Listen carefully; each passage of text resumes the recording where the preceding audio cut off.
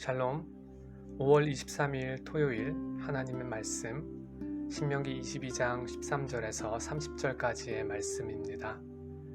김동식 선생님의 목소리로 우리 함께 말씀을 읽습니다.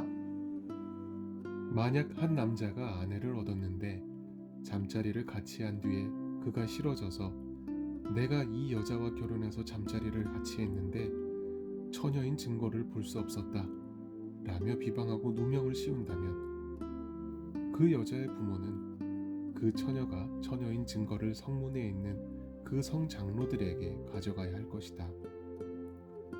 누명을 쓴 여자의 아버지는 장로들에게 말하라. 내가 내 딸을 이 사람과 결혼시켰는데 그가 내 딸을 좋아하지 않습니다. 지금 그가 내 딸을 비방하며 내가 당신 딸이 처녀인지 알 수 없었다 라고 말하지만 여기 내 딸이 처녀인 증거가 있습니다. 그리고 그 부모가 그 천을 그 성 장로들에게 보여주면 장로들이 그 사람을 데려다가 벌을 주어야 한다.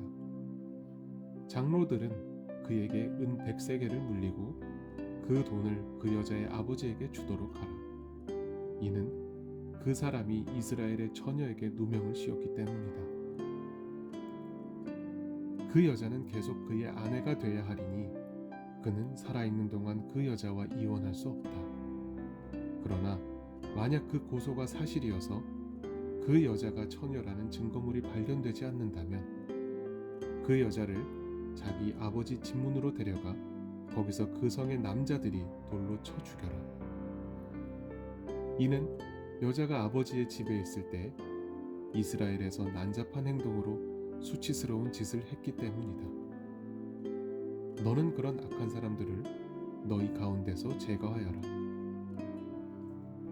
만약 한 남자가 다른 남자의 아내와 잠자리를 같이 한 것이 밝혀지면 그 남자와 여자는 죽여서 그런 악한 사람들을 이스라엘에서 제거하여라. 만약 한 남자가 어떤 약혼한 처녀를 성 안에서 만나게 돼 함께 잤다면 너는 그들을 모두를 그 성문 앞으로 데려가 돌로 쳐 죽여라. 그 여자는 성 안에 있었는데도 도와달라고 소리 지르지 않았고 그 남자는 다른 남자의 아내를 범했기 때문이다. 너는 그 악한 사람들을 너희 가운데서 제거하여라. 그러나 한 남자가 들판에서 어떤 약혼한 여자를 만나 강간했다면 그 남자만 죽여야 할 것이다. 그 여자에게는 아무것도 행하지 마라. 그녀는 죽임당할 죄를 짓지 않았다. 이런 경우는 자기 이웃을 공격해 살해한 사람의 경우와 같은데 그 사람이 들판에서 여자를 만나는 바람에 약혼한 그 여자가 소리를 지르더라도 도와줄 사람이 하나도 없었기 때문이다. 한 남자가 약혼하지 않은 여자를 만나 강간하다가 들켰다면 그는 그 여자의 아버지에게 은 50세겔을 지불해야 한다. 그는 그 여자와 결혼해야 하는데 그것은 그가 그녀를 범했기 때문이다. 그는 자기가 사는 동안 그 여자와 절대 이혼할 수 없다. 자기 아버지의 아내와 결혼해 자기 아버지의 침대를 욕되게 하는 일을 하지 마라. 아멘.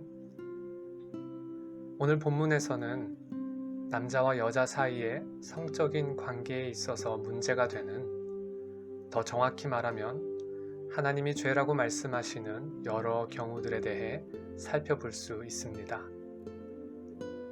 13절에서 21절까지의 내용은 순결을 지키지 않은 경우입니다. 우선 먼저는 한 남자가 아내를 얻은 후 단순히 그 아내가 싫어져서 내쫓기 위한 방법으로 그 아내가 순결을 지키지 않았다는 식으로 비방하지 말아야 할 것을 말씀합니다. 남자의 비방이 거짓임이 드러날 때에 그 명예를 훼손한 것에 대한 응당의 대가를 치러야 합니다. 그러나 한 남자의 아내가 순결을 지키지 않았음이 사실이라는 것이 밝혀질 경우에는 그 여자를 여자의 아버지 집으로 데려가서 거기서 그 성의 남자들이 돌로 쳐 죽여야 합니다. 그러한 판결의 이유로 여자가 아버지의 집에 있을 때 이스라엘에서 난잡한 행동으로 수치스러운 짓을 했기 때문이라고 성경은 말씀합니다. 아버지의 집에 있을 때, 즉, 한 남편의 아내가 되어 하나님이 허락하신 가정을 이루기 전까지의 시간을 말합니다. 그렇다면 과연 하나님께서 짝지어 주신 배필을 만나 가정을 이룬다는 것이 무엇인가를 바르게 알아야 합니다. 창세기 2장 24절 말씀에 이러므로 남자가 부모를 떠나 그의 아내와 합하여 둘이 한 몸을 이룰지로다. 이렇게 말씀합니다. 이것은 하나님께서 남자와 여자의 한 몸 된 관계에 대해서 말씀하신 유일한 법도입니다. 또한 하나님께서는 이렇게 남자와 여자가 만나 둘이 한 몸을 이루는 가정을 세우는 것이 의미하는 놀라운 비밀을 이렇게 말씀해 주셨습니다. 그러므로 사람이 부모를 떠나 그의 아내와 합하여 그 둘이 한 육체가 될지니 이 비밀이 크도다. 나는 그리스도와 교회에 대하여 말하노라. 바로 그리스도와 교회가 가지는 관계를 그대로 나타내는 그림자로서 하나의 모델로서 세우신 것이 가정입니다. 그래서 그 가정 안에서 부부로서 누리게 될 참 기쁨과 즐거움은 하늘나라에서 누릴 영원한 기쁨의 그림자이기도 합니다. 예수 그리스도를 믿는 성도들의 모임인 교회가 결코 그리스도를 떠나 다른 신에게로 갈 수 없듯이 또한 교회가 그리스도를 머리로 하여 서로 지체가 되어 한 몸을 이루듯이 하나님이 정하신 한 남자와 한 여자가 만나 가정을 이루며 한 몸을 이루는 관계 이외에 하나님께서 인정하시는 관계는 없는 것입니다. 그렇기에 이 법도를 벗어난 남녀의 모든 성적인 관계는 하나님 앞에서 분명하고도 명백한 죄입니다. 하나님께서 주신 십계명에 간음하지 말라는 명령도 마찬가지입니다. 이는 남자만을 향한 것도 여자만을 향한 것도 혹은 기혼 남성이나 여성만을 향한 것도 아닙니다. 모든 남성과 여성에게 해당하는 명령입니다. 바로 하나님께서 말씀하시는 간음은 하나님께서 짝지어 주신 배필을 만나 결혼하여 가정을 이루는 그 이외의 모든 성적인 관계를 말씀하는 것입니다.